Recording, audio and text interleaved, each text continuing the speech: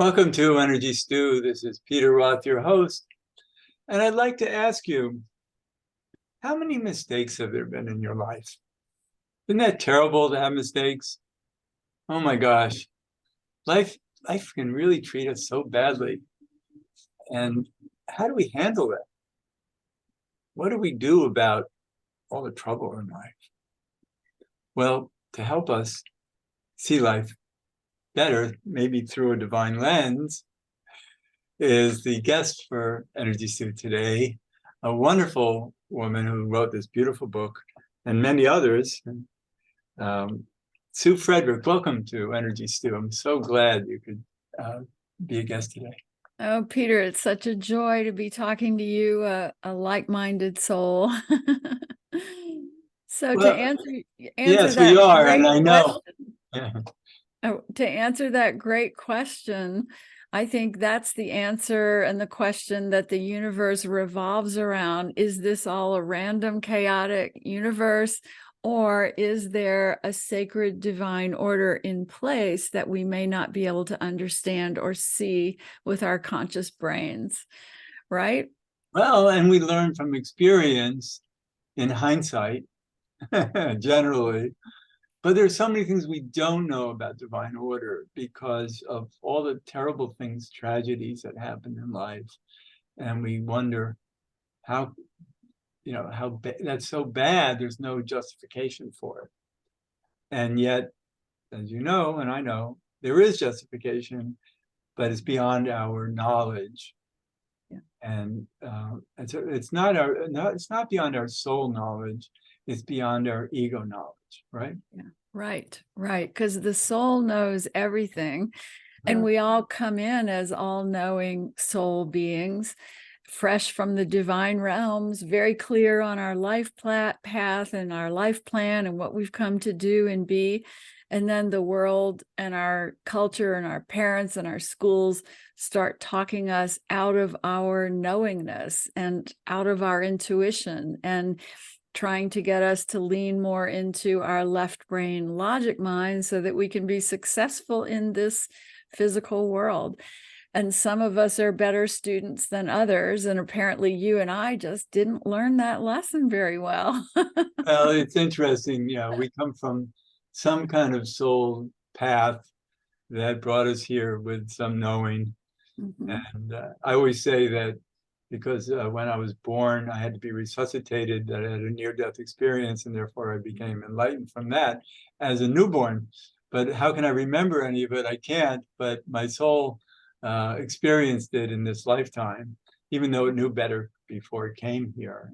And so once we arrive, there's a veil, and we're subject to this third dimensional consciousness that is limited. Yeah. Well, I think people who are sensitive, and I've always, growing up, my problem was trying to fit into the left brain logic world. I always had my intuition in place, and my precognitive dreams and my out-of-body experiences were happening all through my childhood. So for me, it was a journey of trying to figure out how to be in this physical world and survive, and how to have a career and how to be here on the earth. And, I know now that that's because I came to be a teacher of these spiritual principles, and I was never intended to lose touch with that part of myself. But we all have many wake-up calls here, the broken hearts and all those things. And I believe they are the ones, our greatest teachers, that get us back to who we really are and back in touch with our wisdom. Right. And so we need to go through the many dark nights of our soul and find our way and learn that we're bigger than that. Yeah, and we have people in our lives that we love dearly that have been a part of our soul agreement to grow. For example, my husband, Paul Frederick, we were mountain climbing instructors together in Colorado in our 20s, and helping people back before before life coaching was a thing, we were basically helping people overcome fear and empowering them by being out in nature, rock climbing 14,000-foot mountains. And then Paul had some stomach problems and it was misdiagnosed. And by the time they diagnosed him, they gave him 2 weeks to live with colon cancer. This was the 70s. And so he and I just went on a journey of healing, and we did conventional and alternative Native American healing, everything we could get our hands on. And I really wanted him to live. And as the year unfolded, it was very clear that this was his exit point. And my job was surrender with love and grace. Surrender had never been my forte in this life. And in past lives, I had been a warrior, an Apache, a lot of things where surrender was not what you were all about. So Paul taught me my greatest lesson of looking beyond the surface, surrendering to what the agreement is, even if it hurts like heck. And when he died in my arms, he showed me his spirit so clearly that I could never doubt that we are divine beings, that there is no death. And he's come back, and so have all my other beloved departeds, a million times to teach me, to show me how it all works, to show me my place in it. And that's kind of what the book is about, through a divine lens. Yeah. Well, it's understanding that life is bigger than the third dimensional reality that we're in. And certainly he had a sole plan of his life being and ending that way that the two of you hadn't known about. And we're not necessarily supposed to know about these things. No, if we knew, don't you think, Peter, if we knew, it would ruin the whole thing, because we would not be learning. It would just be like playing Monopoly when you already own all the hotel properties, It's like you don't get to play the game. You don't get to be a part of it. You don't get to learn if you already know what's coming. That's why I believe there's a real limit in what we can know precognitively. Like I've always had precog dreams, but they leave the timeline very vague, I Sure. mean, No, I'm always asked about time, and I always say, don't do that. right. But And we even do with have a my sense. clients, yeah, like I will not say, like some people say, when is my soulmate arriving? And I'll go, well, I can tell you what path they're on and around the time period of your life that they'll arrive, but I can't tell you anything more specific than that, because time and space is happening all at once and it's not linear, and we just can't interpret it correctly. Right. I once did a show, a podcast from the other side, talking about time. Wow. And how time, they don't have clocks in heaven, let's say. Yeah. So it's fascinating to understand how we live in a very distinct time frame that is limiting, really. Yeah, And very limiting. so, but the whole idea of this journey that we're on that keeps kicking us in ways that we can complain about. But there's nothing wrong with disappointment. There's nothing wrong with being unhappy when you understand that there's a greater purpose for it. Right. In fact, life is not meant to be a party. I believe that this earth realm is our great soul school, and that our pain comes when we think it's supposed to be a party. And so we're angry at painful things happening. But the enlightened souls on earth, all of our great teachers from Jesus to Buddha and on, have all shown us the value of some form of crucifixion journey, you could say, of stripping away the personality, the ego, to really get to the core of your soul. And that's what suffering does. It finally gets us on our knees going, I don't know anything. I surrender to this lesson, this moment in front of me. Lift me up and help me move through it with wisdom and grace. Now we're in the flow of what this life is about. Right. And it really takes an emptying of opinion Does, right? And we all want to think we have all the answers.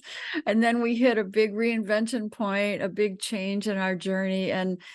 And we really have to become empty vessels again and say, I surrender to whatever this is. Show me what this is.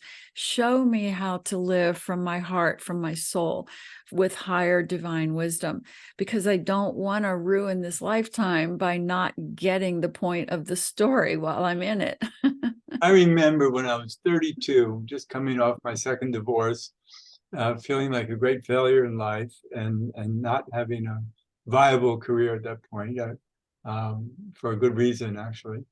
And so I said, okay, I'm changing the story, and I'm no longer going to be anything but successful and happy, and whatever that means. Mhm. And all of a sudden, I had all these incredible breakthroughs in all kinds of ways in my life that actually are still benefiting me. Mhm. It just turned the page, and all of a sudden, I was in a new world. And And that's what I love about this earth realm that we've come to, Peter, is everything here is this blessed combination of our destined path that we've come to learn in and on, and that's reflected in numerology and human design and all kinds of things, with our free will as humans. And that's the interplay of those things. And as you just described, you were on your destined soul path and you decided, I'm going to use my free will to look at this differently, to look at it through my divine lens and decide it's all blessed. And from that point of view, now you are riding through your journey as if you're a surfer and you're perched on the edge of that wave, riding it perfectly rather than being pummeled by it. miracles showed up. It's fascinating what it led to, and brought me into a path of my power that I didn't know I had. Mm. I knew I was a survivor. I didn't know that I was powerful. So it was, I went from the least to the most. That's so great.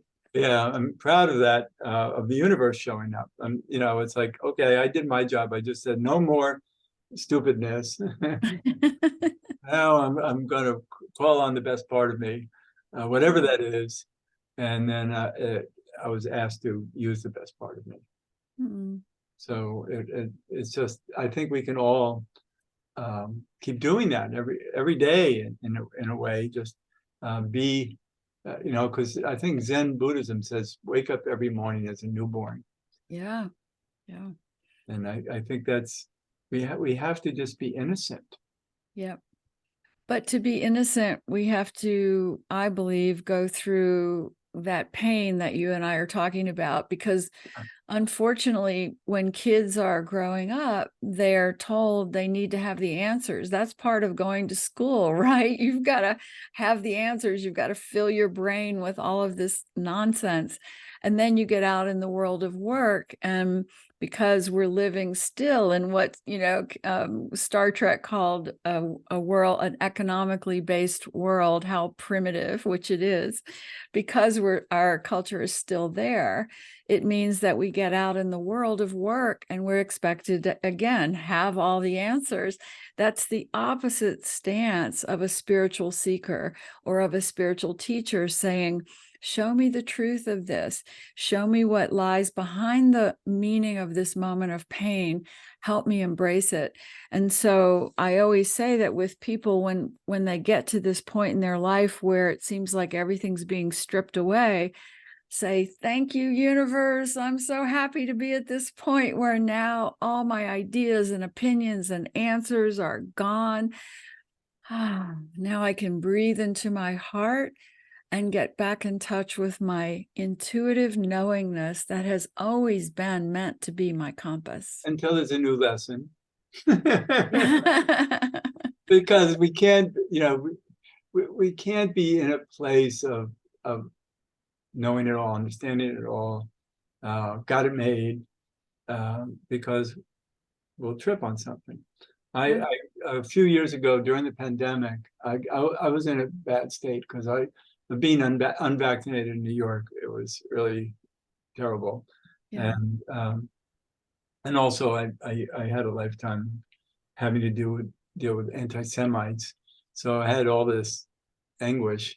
And one night I was in anguish in the middle of the night, just feeling targeted. And oh my gosh, it's just so hard to be targeted. And I couldn't sleep for a couple of hours. And finally, I was on the couch and I closed my eyes, and my mother was standing right next to me. She'd been gone for about 35 years. And she was just full vision, standing next to me. And in 2 seconds, without even thinking about it, I was in total peace. And then I said, "So where's Dad?" And I heard my father say that he sent for my mother because he was so troubled by anti-Semitism in his life that he wouldn't be, at this stage, for my need, he wouldn't be a pure enough light for me. Oh. But the fact that he was there to say that was purifying in itself. So to have my parents show up. So I'm so blessed to have these abilities that I think we can all have if we surrender our souls to higher guidance. Yeah. Well, I'd like to talk about this vision. You can see behind me, if anybody's watching, they can see this graphic. My husband made this graphic to describe a vision I was given in 2014 about our world and what's coming and how to move through it. And that actually became the inspiration for this book, Through a Divine Lens, because in 2014, 2015, we hadn't yet had COVID. We hadn't had the major political upheaval that we're having now. The world was kind of in a calmer state at that point. And I was out doing a lot of grief teaching grief workshops, helping people connect to their departed for healing. So I was feeling very much in my place in the world, doing my work. And then I suddenly got really sick one night. Actually, 3 nights I burned this outrageously high fever.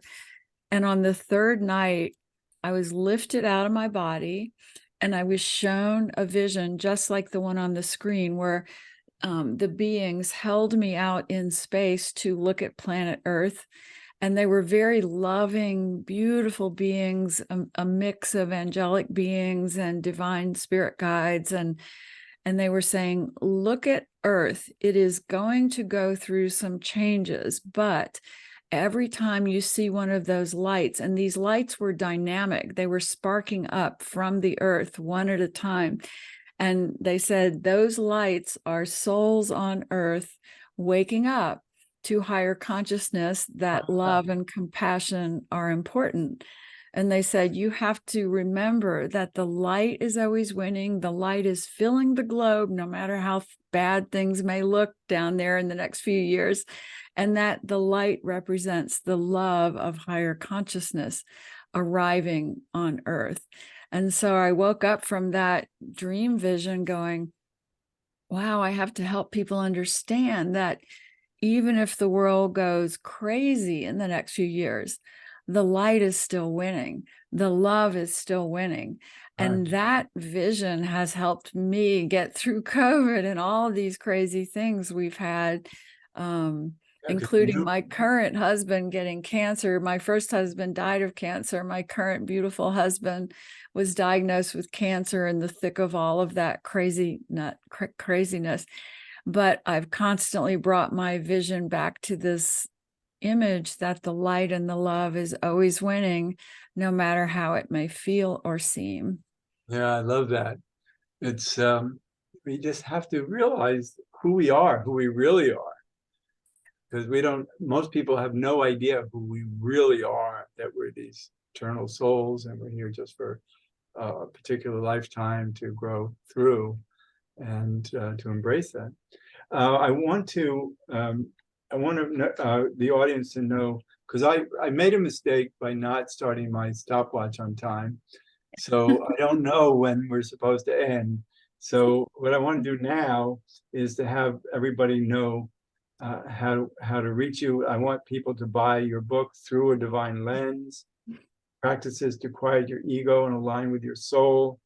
And you have a website. And yeah, they can go to suefrederick.com, SUEFREDERICK.com, and they'll find information. I'm always teaching Zoom classes. I'm always doing sessions with clients. I'm also a master numerologist, an ordained unity minister, and a soul regression therapist. So I offer a lot of different ways to help people remember that they're a divine being on a journey. And in speaking of numerology, I just wanted to say, Peter, that your path, because you gave me your date of birth, is the Libra 8, which means it's a beautiful blend of truth and beauty and balance with owning your power spiritually, emotionally, financially, and physically, that every challenge that's come to you in this life has asked you to step up and own your power. And you described a moment earlier when you did exactly that. Exactly, right. Yeah. And then you're currently in an 8 personal year. So 2023 is a year of empowerment for you. And I remember you told me that this is a year you've had some amazing experiences kicking you and your work up to the next level. This should be an incredible year of you stepping more fully into your spiritual wisdom, your personal power than ever before, and using it for good in the world. Thank you. I'm loving it. And I feel so blessed. And it's, I want everybody to learn about their numerology and the blessings of each number, because each number has great blessings to it. It does, yeah. And so many other things about ourselves that we're not educated about, that, because these are like higher consciousness understandings of ourselves. Yeah. So I want to keep talking with you, because I don't know when we're going to, if we're anywhere near when the show is supposed to end. But if we go over, I'll just have to edit off a little part of it or something. Okay. Because it's I'm not perfect. Or let's just say, really, do you think people here on Earth are perfect? There's nobody here on Earth who's perfect. I always say we're perfectly imperfect, or imperfectly perfect. Yeah. So it's, I mean, we all make mistakes, but they're all in divine order. Yes, absolutely. The light is always winning. Yeah. And so if people can only hold on to that, and even through tragedy, I'm remembering a couple of years ago, I had a 21-year-old nephew who was dying from cancer. And it was such a horrible experience. Still is. I mean, you don't get over things like that. And yet, on his deathbed, I was able to speak with him telepathically, and got a lot of good information for his parents that then got reiterated many months later when they spoke with a medium and their son came through and reiterated a lot of things that he had told me on his deathbed. And so it's really exciting to understand that. Well, let's just say that after he died, I knew where he was going after he died. And I was very happy for him that he'd be on the other side. It's only the people left behind who struggle. And do you know, Peter, that 90% of my clients are grieving parents who've lost children, and some of them have lost babies and toddlers, and then some of them, I just had a client today who her beautiful 29-year-old daughter was killed by a drunk driver. So I've worked with such a gamut of people facing the greatest devastation that a human being can go through, basically. And all of them, at least the ones I know and the ones I work with who come to me, because you've got to believe in a certain sense of the world to even come and work with somebody like me, or you just go to the traditional grief approach, which says, oh, you're going to have to get over this, But what people like me teach is no, your beloved departed is free of the body as planned, and they are your sacred teacher now in the divine realms, and they are still around you, helping you, because you still have work to do here, things you came to achieve that you haven't finished. That's why you're still here. And so let's find a way to continue that relationship with our beautiful departed child. And all of these moms learn how to know when their child is giving them a sign, or to write what they hear from There's their. so much of that. My nephew sends hawks, and Yes, parents right. now see hawks all the time. Yeah. It's, Yeah. it's, I mean, it's it's once you step into that world of signs, of understanding the veil is very thin, of realizing your departed are still around to talk to you and help you, and they're watching you, so you want to live your life in a way that makes them proud.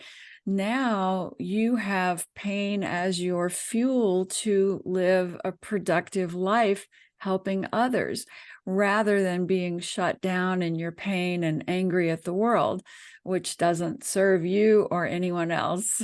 right. No, it's so important. You're doing such a great service for people, and know so much about it, because you do so many past life regressions, so you understand the life journey of souls and where we've been. And I can sometimes tap into future lifetimes, and it's like, it's crazy that nobody's heard of these things. I mean, I was doing it before I ever heard of it, and I'm just going, excuse me, universe, why are you giving me a future? And give me a future lifetime. It's like I never heard of it, but they were That's giving me right. details of them. So it was like, all right, well, let me just pass on the information anyway, even if I'm confused about it, that That's I can great. do that. So and so for people like you and I, we're blessed to be able to help people handle their struggles, and appreciate the divine order of everything. In fact, I was wanting to share with the listeners, as they know, because they're your listeners, that there are so many things here to help us, to give us signs about who we are, why we're here. To me, numerology has always been that, because after my husband, Paul, died in my arms, I was 29 years old. I was angry at a world that, he had suffered greatly, and he was such a beautiful, sweet, loving soul. And my question was, why do good people suffer? Why does anybody suffer? And where did he go? How can I still live a good life now that I'm so brokenhearted? Why am I still here?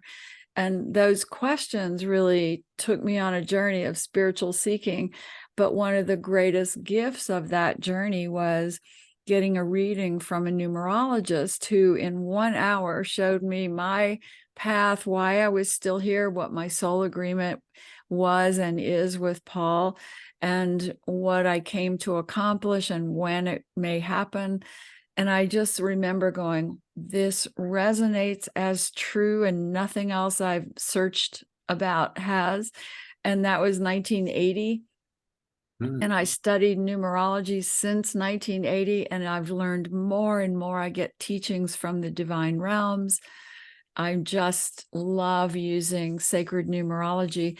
And the way I look at it is that it's not random. It's not like we're randomly flying through the universe and whatever date we're born on happens to be imprinted on us, and we're sort of victims to that path. That's not how I see it.